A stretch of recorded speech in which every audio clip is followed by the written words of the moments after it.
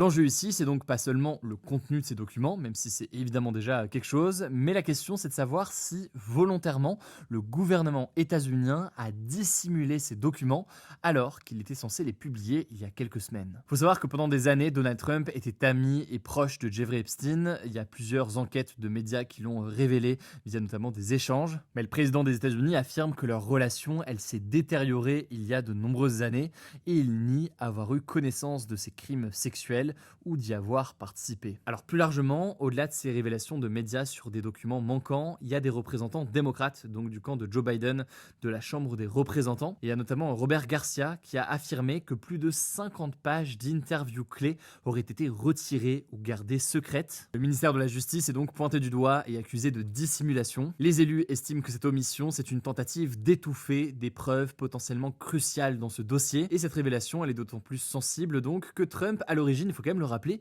il avait promis une transparence totale sur ses fichiers. C'est ce qu'il avait déclaré lors de la campagne présidentielle. Et puis, depuis qu'il est élu, eh bien, il y a eu un revirement progressif. Il s'est d'abord opposé à la publication des documents, et puis il a estimé que tout ça ne le concernait pas. Alors, suite à cette polémique, le ministère de la Justice a annoncé un examen interne de ces fichiers, tout en affirmant qu'aucun document n'aurait été supprimé illégalement selon eux.